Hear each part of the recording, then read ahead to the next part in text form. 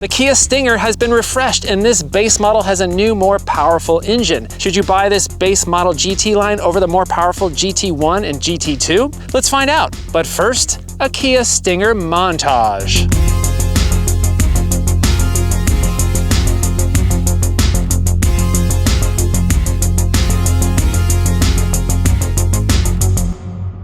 When the Stinger was introduced a few years back, it shattered expectations as to what Kia was all about. A Kia that could actually hold its own on a twisty canyon road with a design that was stylish and unique and looked like it was a whole lot more expensive than it actually was. The Stinger showed us that Kia is capable of great engineering and fantastic design, and now it's just sort of a given. This is the car that really started to make people take Kia seriously, especially driving enthusiasts. The 2022 Stinger has undergone a mild design refresh, including new front and rear lights, new wheels, some minor interior tweaks, and a much nicer infotainment system.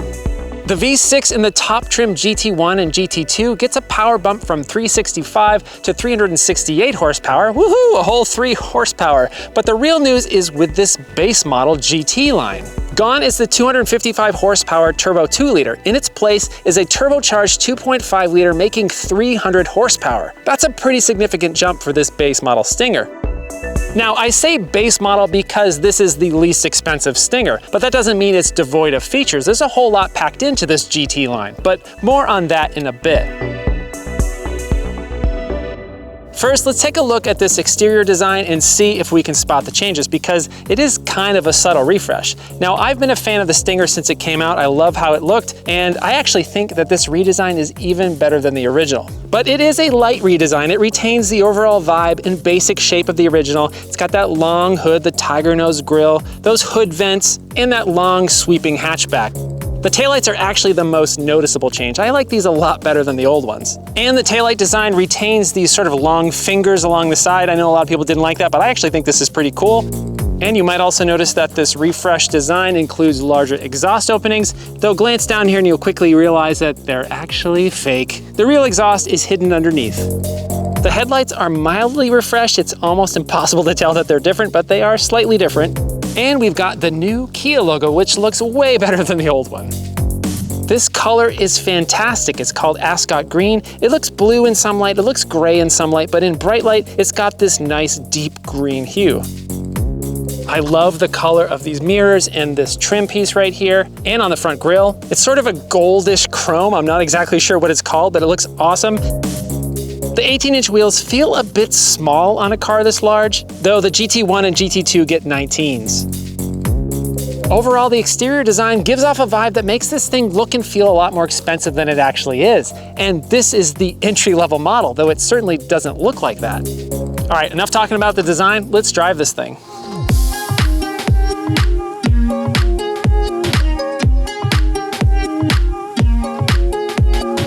All right, first things first, let's see how quickly we can get this thing to 60 miles an hour. The old base Stinger could get to 60 in about 6 seconds, and this new one with the larger motor under the hood should get to 60 in about 5.2 seconds. At least that's what Kia estimates. So let's put it into sport mode and find out, shall we? And with the magic of editing, I'm here with my daughter because she really likes to go fast, so we're gonna do a 0 to 60 test. You wanna count it off, kiddo? 3, 2, 1, go!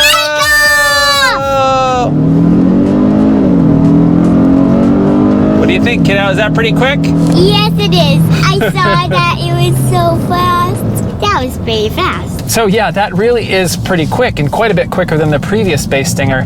And compare that to the GT1 and the GT2 with a larger motor, which should be able to do it in 4.7 seconds. This isn't that much slower. This base Stinger's 2.5-liter turbocharged and direct injected engine is rated for 300 horsepower and 311 pound-feet of torque. It's made into an 8-speed automatic transmission, and we've got rear-wheel drive here, but there's no limited slip differential on this GT line. And all-wheel drive is an option on all the models. If you're in a higher gear and you mash that throttle, there is a little bit of a delay before it downshifts, but for a road like this, I like to just use the paddle shifters and keep it in the right gear at all times.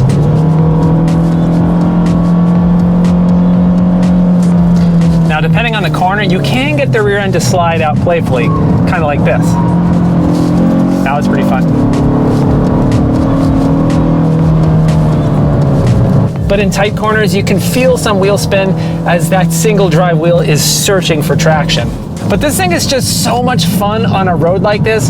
Forget that there's a 368 horsepower version. Forget that there's optional all-wheel drive. This base Stinger is still packing 300 horsepower and a bunch of low-end torque. It's so quick and quite nimble on a road like this. And somehow, I'm not really sure how this is, but the Stinger feels like a much smaller car than it actually is. It never feels big, it never feels heavy, even though this thing is 5 inches longer than an Audi A5 Coupe.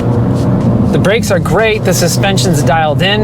Hit a corner, even at speed, and the car will settle in really nicely. Just really well balanced. And it's fast. Be careful, even with this base model, you can get going way faster than you should be on a road like this. Man, this thing is good. Like really good. I love this car.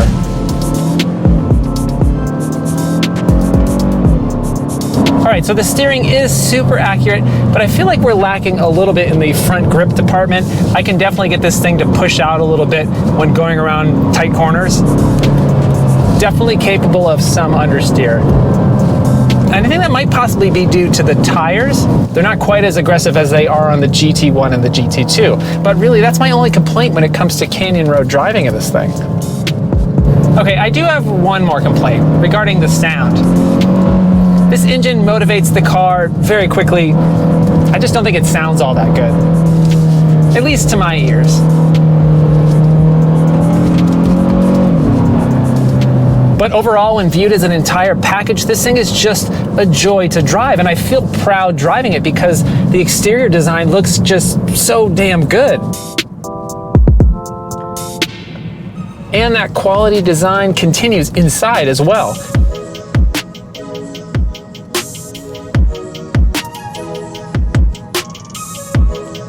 If you're familiar with the Stinger, you'll quickly notice that not much has changed in here from the earlier models. It still has these 3 signature vents in the middle and that same clean and well laid out approach. It's very well buttoned together, but you certainly don't get as much of a luxury vibe on the interior as you do with the exterior. Some of the buttons and controls look pretty basic. It's nice, don't get me wrong, but it's just not as posh as an Audi or a BMW.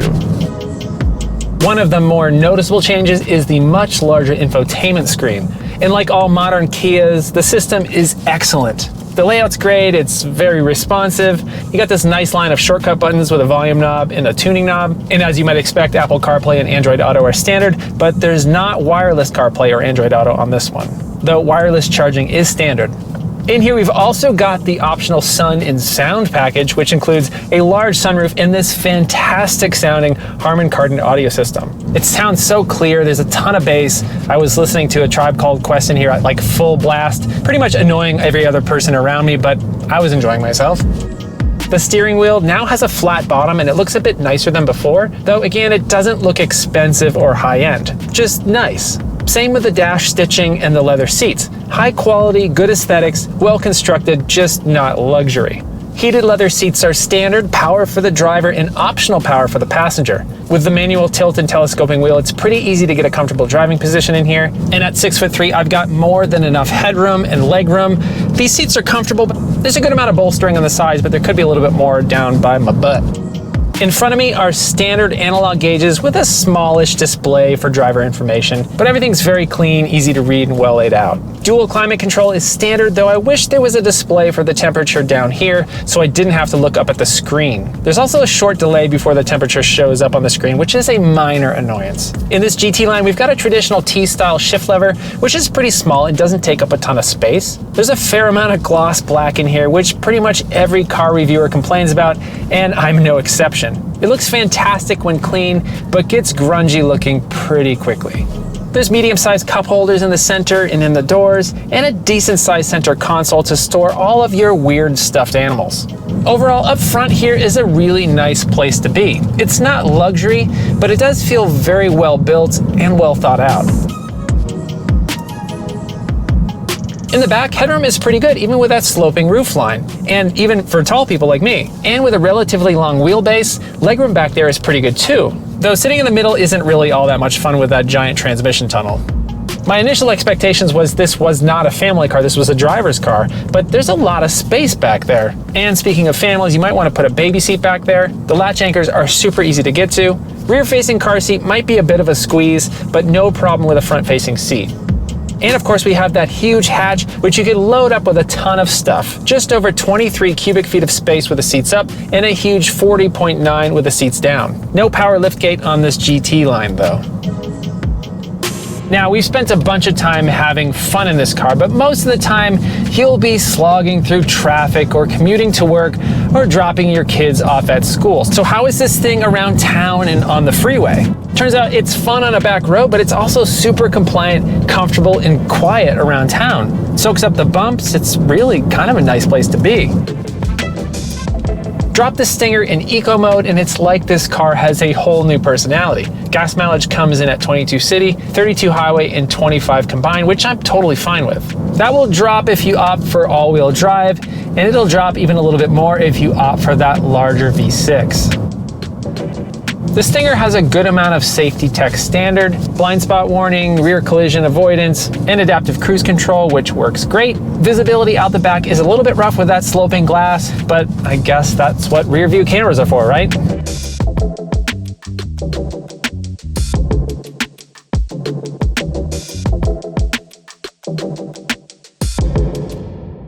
All right, so what does this entry-level Stinger cost? This GT line starts at just over 36 grand, and as tested, we're at 38,670 before destination. As far as I'm concerned, that's a bargain for all the performance, fun, and practicality that you get with this thing.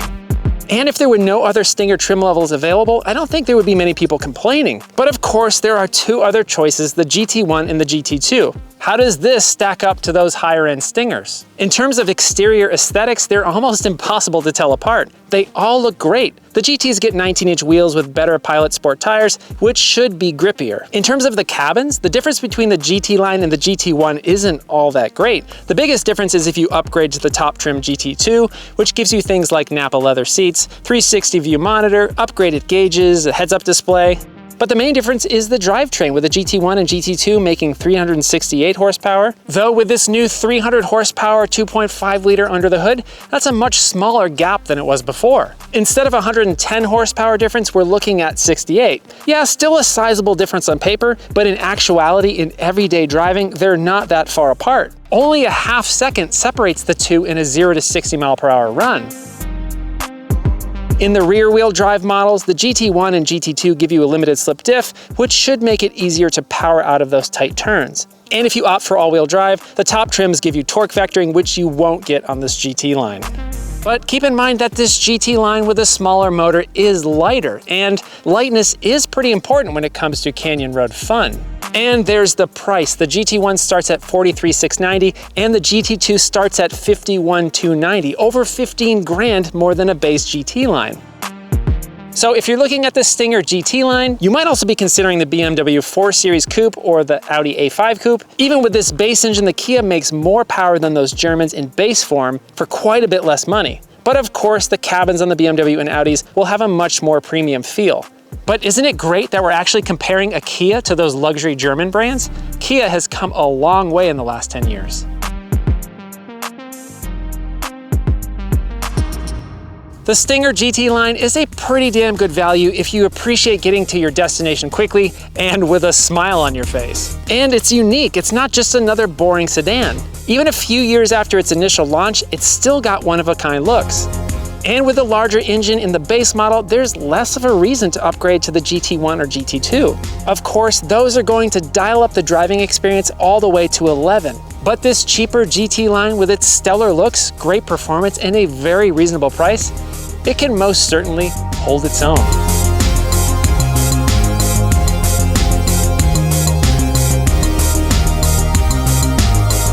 I really enjoy this car. What do you think of the Stinger, especially this base model? Let me know in the comments below.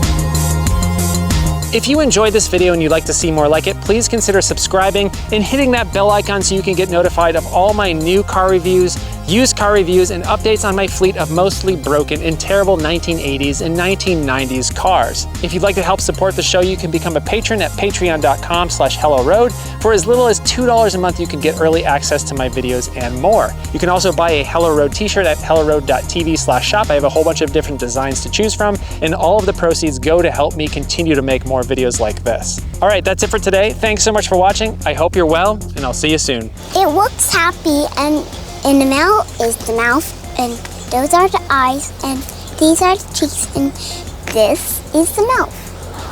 It sparkles. It does sparkle. That is kind of a nice thing that I didn't even notice about this paint. It's actually quite sparkly. Inside this car has a steering wheel, and it also has a beeper. There's some red lights and a license plate, and also another red light, and these are called the ovals. The car is called Stinger. The Stinger.